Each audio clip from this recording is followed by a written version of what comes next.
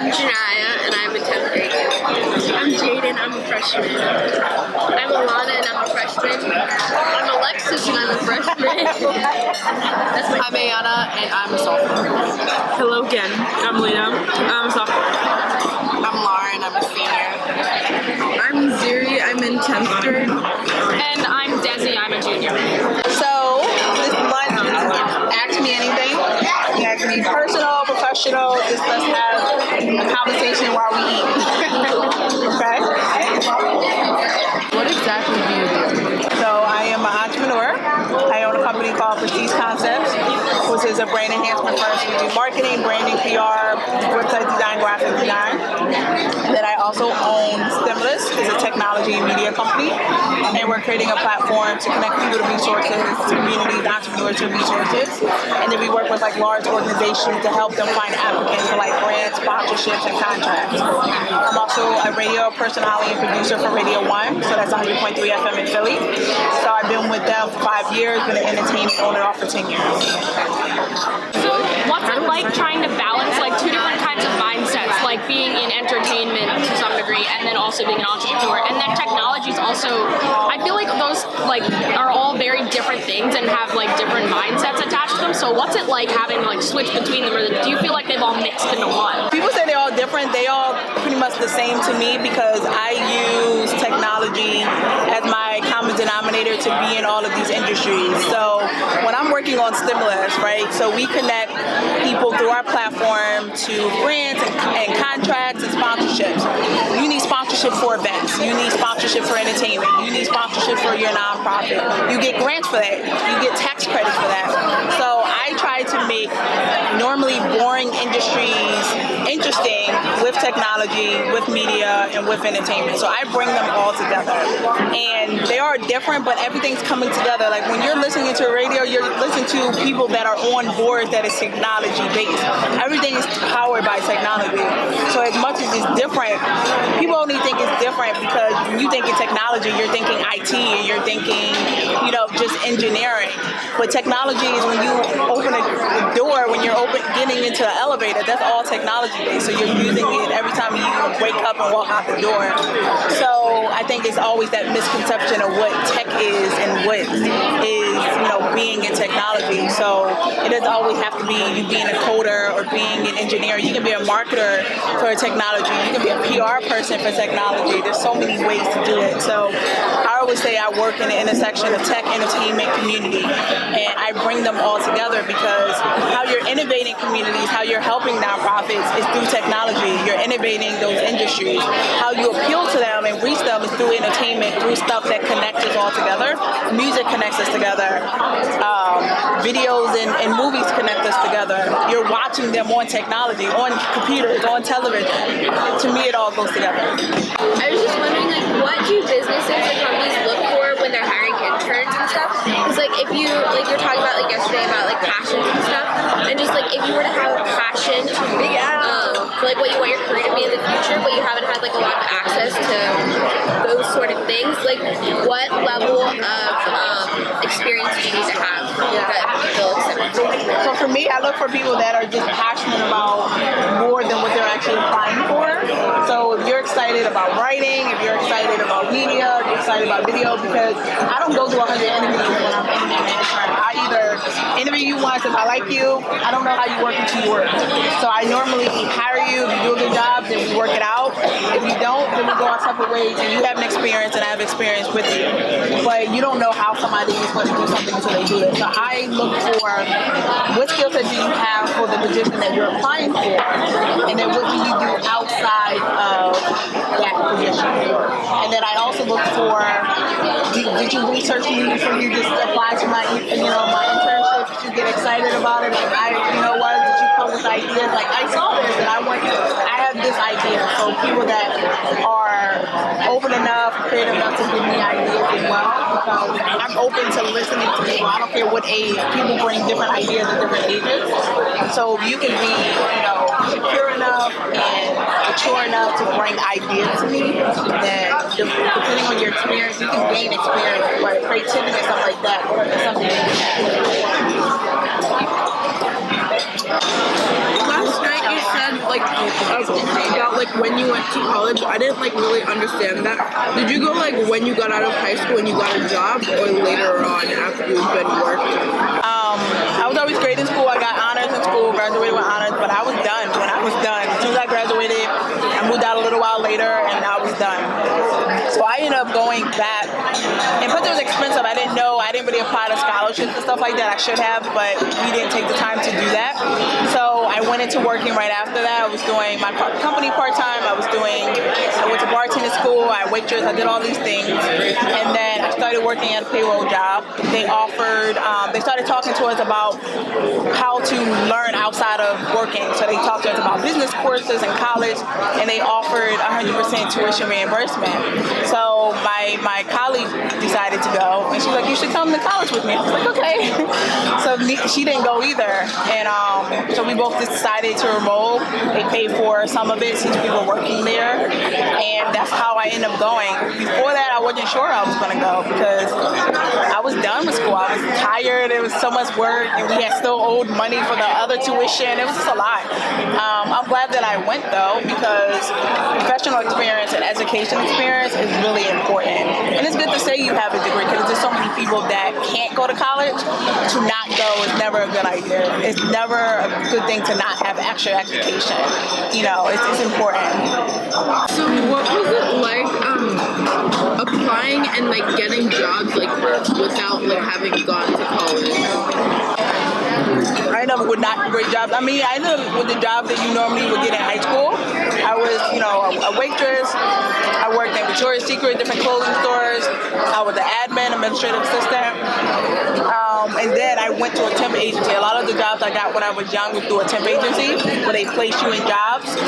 And then 2 of those jobs I ended up getting a full-time and graduating from the temp agency. So you can get jobs, they're just not great jobs. You can always work, without a college degree. It's just not going to be what you want to do. But temp agencies help because they find you jobs regardless of your experience. But then at that time, once I got the payroll job and I got, the college experience, and I was able to get different jobs, and by then I was already full-time with my business. So it's different now because there's so many ways to learn that it's not always college-based.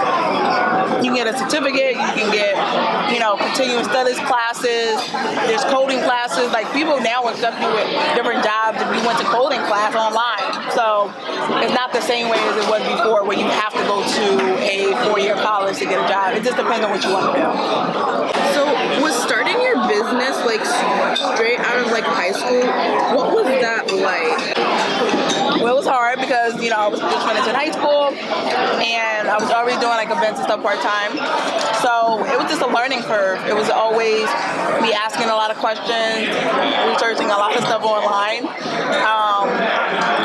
and then figuring out how to pay bills at the same time. And, I went to driving school to get my driver's license, and then a little while after that, I was working 3 jobs to get my car. I was hostess, then I was doing payroll, and then I was doing some other, what was I doing? I think I was washing hair at a barber shop for a while, getting tips. So I did a lot of different things to save money for a car. So it was a little bit of everything, trying to figure out how to do it. So it was a lot of questions.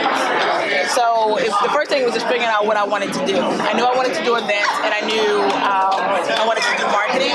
So that's the first thing, figure out what you want to do, and then find those people that are already doing it. So, assuming that as a Black woman in the business world, you came into like some problems and stuff. Thank you. Like, how do you overcome those, barriers, I guess? So the thing when you're in tech, or business in general, the thing of when you're a Black woman in tech, or just a Black person in tech, every time you create something, you build something, they always ask you, is it for Black people? And that's always the first problem and question that I get. So that's annoying. So I'm like, why can't we build for everybody? Why do we only make stuff for Black people? Now obviously we're talking hair care, that's for us, because nobody else has our hair. But other stuff, we can create a product or create a service that's for everyone. So it's really coming into a room overly professional, overly ready for those questions, having having a response ready for those questions because I know I'm going to be answering those questions. But once I'm getting pressed and once I'm raising money for my company, those questions don't go out the window, they just ask me differently. So it's definitely difficult. It's still hard because even as we're building this, even when certain press is about to come out, I feel like they're about to say something community or something black versus me building it for everybody. Or you're going to represent all black women in tech, which is fine, but I can't just be a person in tech. But those barriers are not going to go away anytime soon. So you need to embrace that and use that to your advantage. Right now, it's Black Girl Magic everywhere. So use that to your advantage. I always say, and I said this at another event, I'm like, if I get into the room because I'm black, if I get into this room because I'm a woman, I'm going to stay in this room because of how smart I am, the business that I'm building, and the products and services that we offer. So if you want to give me money because I'm black, that's fine. Go back, just give me the money to help me feel better. That's okay. It's what you do with it and the people that you bring with you when you're in those rooms. Because you have white people that get into the room because of their money, their background. They may not deserve it, but they get into those rooms for those reasons.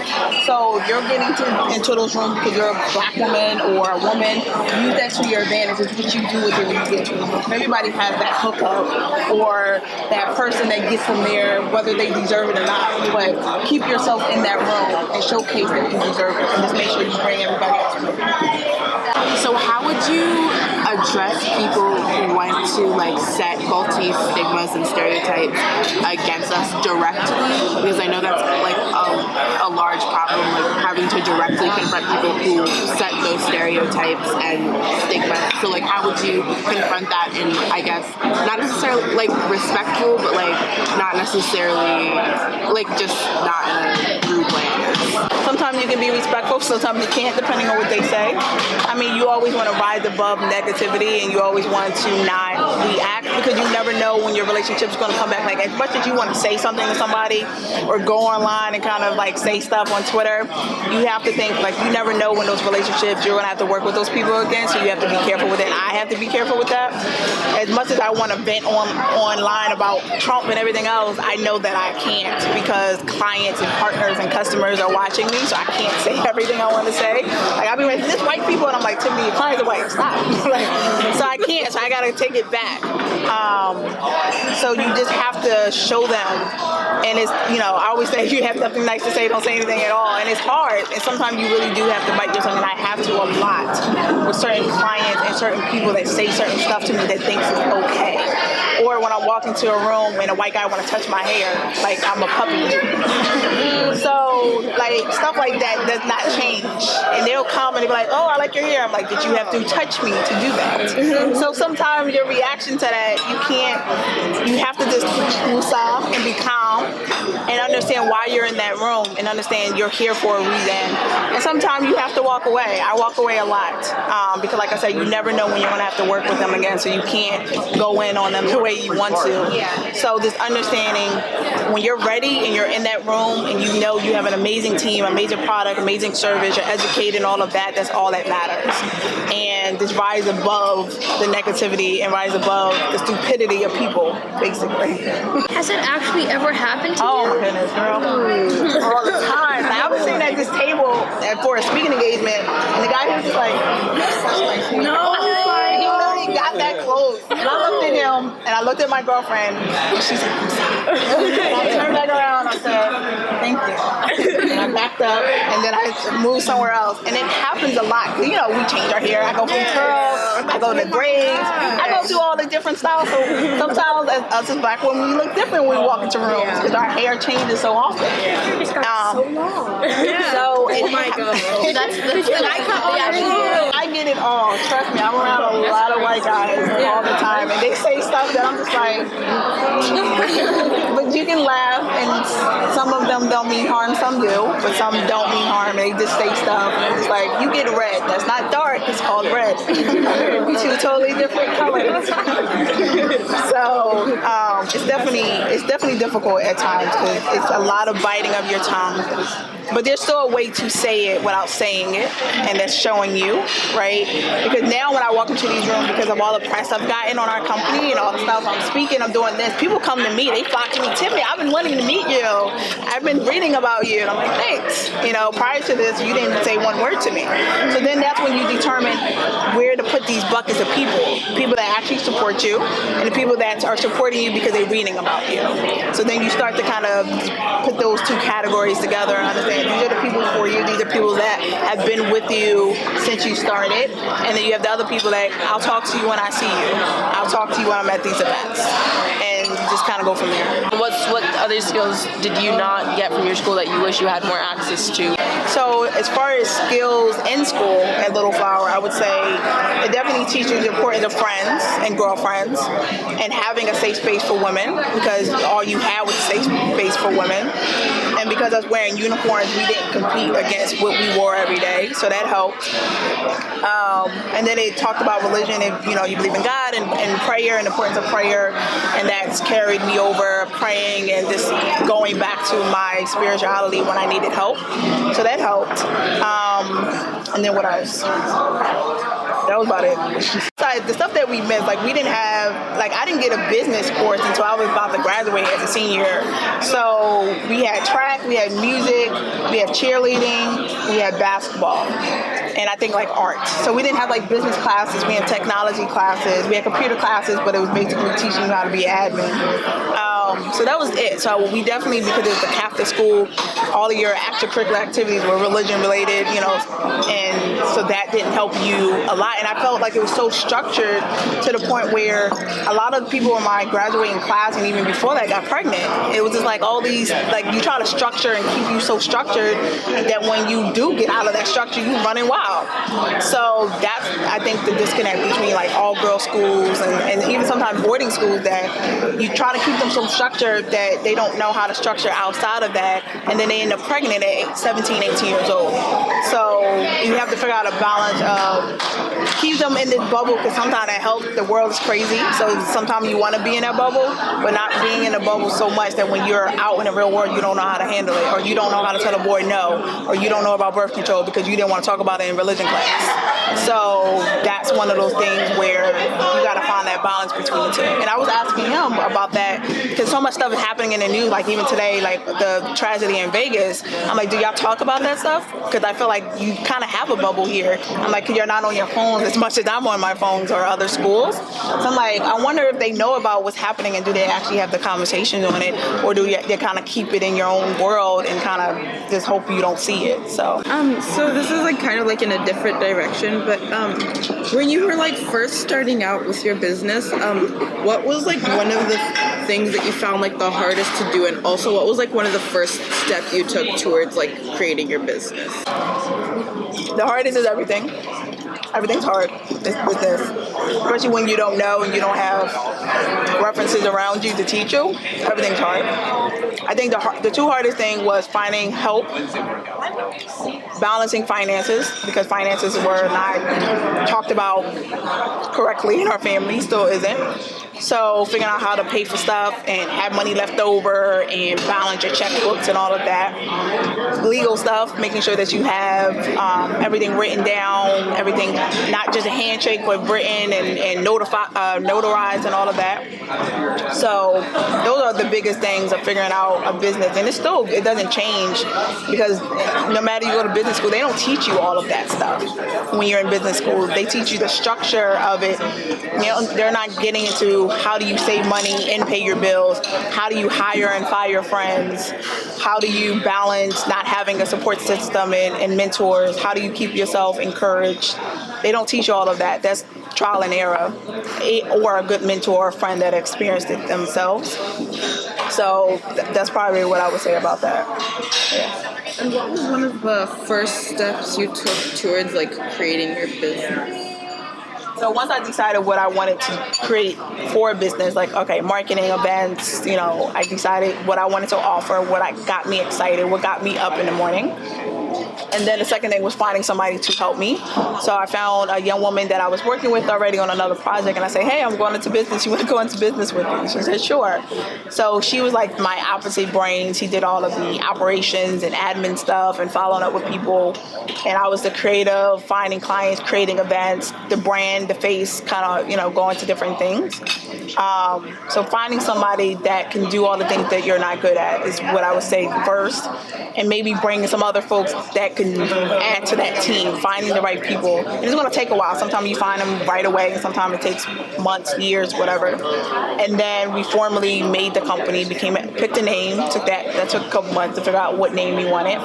And then we became, we got our a lawyers recommended to us. We got an LLC, made it an official company, opened up a bank account, a little $5 in it or whatever. And then we started figuring out, like, how do we make money? Where are we going to work at? What type of clientele do we want? Who do we know? And then we started going to a bunch of events. Like, we went to every event that was out there, networking, different chamber of commerce in the city, business events, marketing events. We put ourselves out there, say, hey, this is what we do. Hire us, So then it's starting to just add to your contact base, especially when you don't know anybody. And I was young and I didn't know anybody. So I just Googled and looked on Facebook at that time when it was new and tried to figure out, like, who should I meet, and then started getting recommendations from other people. So how long did it take you to get your business at a steady rate? You're not really focused on finance, like you were just kind of, You never not focused on I know, like you're still building it and stuff like that. Yeah, years. I mean, even now of having prestige, almost 10 years now, all of my 20s now, going to my 30s, it's still like running a service business, which is what we have, is hard, and it's hard to scale because it's constantly looking at trying to get a client, it's constantly trying to maintain a client, it's constantly making sure that you are elevating what you offer them, and it also depends on their budget. So like events and marketing and websites, it always depends on what their budget is. So it's hard to scale that because you physically need to do the work. So now with Stimulus and us building software and us working with enterprises and small businesses, once the software is built, people just pay us to use it versus us always having to physically be there. Now we have a consulting side where we would be there and do events and do activations for them. But we don't always have to be there. We don't always have to market that side because we're selling our product. So I definitely like a product business way more than a service business. But some people have been able to really scale, but it's just really, really hard. You can't duplicate yourself, and you can only give so many people to be at an event and take care of a project for you. So that's why I always recommend technology. Whatever you do, if you can build a product, an app that everybody's just downloading and using, and you're just making money while you sleep, as they say, so much easier. Yeah. I know this has been like a problem for like some people, but like having your hair like in braids or stuff like that, did that ever like keep you from going to certain things or like keep you from like getting out like into like certain places and stuff like that? Go back and think. So when I first started, I was okay, I'm gonna take it back to childhood. So you're in school, you have like the relaxers you get for a while. So I would get relaxers during the year, and then braids over the summer. That's the black girl thing, right? And braids in summer, got the straight in the winter times and fall. And then as I got older, became natural style. But I've always had like really big curly hair, and then we would straighten it and get curls and go back and forth. So it's like that relationship with your hair and that craziness with your hair starts really young. And then as you get older, you're taught that straight hair is better. So it was me getting my hair straight, making sure it was wrapped up so it was cute. They only took it out of the wrap when it was time. Yeah. Because other than that, you don't need the puff. So unless I had an event or something, it was wrapped up. If it's going to be raining, it's wrapped up. So that was the style when I was in corporations. So when the fad of going back to your natural curl, like I had curls and I was natural because I no longer relaxed, but it was natural with straight hair, like straightening it. So, or products that keep it straight with no more relaxers. So I stopped relaxers relaxing, haven't been relaxing forever. And then when the style started switching to the natural curls, I was like a little nervous because I'm like, you know, that considered nappy, like, you know, and then corporate world, they always ask you, you know, straight hair. The women have wigs on, you know, to make sure that they kept their hair straight. So I stopped getting braids. I haven't had braids in a long time. And every time I went into a job or a, you know, consultant thing, I was always worried about my hair. And it should be curly, it should be straight.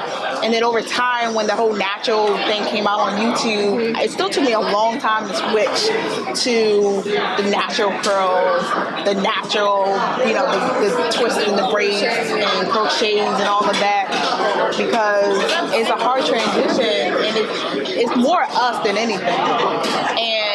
But as an entrepreneur, I can kind of do what I want. If you don't want to hire me because of then I don't want to work with you anyway.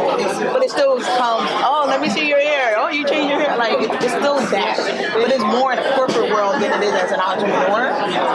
And even before I got this, I thought about it. And I've had this now for like a year and a half, on and off. And I'm like, should I get this? What people going to think? Because I want to do more TV. Since I'm in radio, I'm like, I want to switch to do more TV. And I'm like, all right, well, I know I can't be on NBC or something like that because they don't have this. They have straight. And even when like Tamron Hall went curly for like a day, she went right back to straight the next day. So it's still there.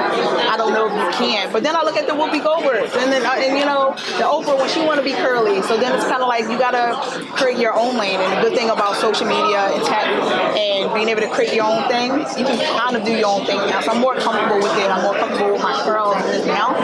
But I feel like it's always the relationship that we have with our hair more than the relationship everybody else tries to have. It's still difficult. It's still because that transition from heat to straight curls, that was, I don't know where my hair was going. It was just, I know exactly. It was just, I had like this little, it's a lot. And now I'm like fully curly, all the straight is out, and I'm just like, it's still a transition, like to figure out how to do curls, and now everybody loves it. Oh my God, I want curls, and it's a natural thing. And sometimes it's just like you don't know if that confidence is there because it's like you're worried about other people, what they have to say about your curl pattern or how it looks and stuff like or that. when you got to cut off and start over. I mean, I didn't do that. I didn't do that either. I slowly transitioned. I cut my hair last year, and then like everyone's just like, "How long is your hair?" And I'm just like, "It's where it is." I mean, that's how it is. Yeah, because that shrinkage is real. Yeah. Oh my God. But it's long. But it's long. Like pull it out. Just pull it. Just get it on the cut. It's a lot. Like I would go crazy with my edges look crazy. Like don't have your edges looking like, Oh my God. why you bald-headed already? That's like my mom. My mom is just like that. You know what I mean? I get so mad with girls. She'll just be like, "Let me help you." Yeah, I get so mad when people's edges are missing. Yeah, like that's not cute. That don't grow back. So that's what I'm gonna do a whole class on edges because I've always been like that. And I think we have a tendency as Black women to try to act like our hair can do what it can't do. Like when we put that messy bun, Black people don't do messy buns. Like one, because your edges don't do that, and two, because your hair is curly at the end. So when you do that, you break it off because it snaps. So we have to remember that we can't do what they do and be okay with that because we can be versatile, we can be straight, we can be curly, we can have braids. So before that used to be a bad thing, but it's actually a good thing that we can change up our hair that much. And I used to didn't understand that, and it took me a while to really understand. My mom taught me that. She was really big on hair care, and she was like, "We don't put that gel, we don't do that baby hair stuff, like none of that. Like you have to take good care of your hair, vitamins and deep conditioners and protein treatments, trims, and all of that stuff." So I swear I'm gonna do a whole like course on this hair. I should have started a YouTube channel, but I ain't gonna do it. This boy just pulled my hair.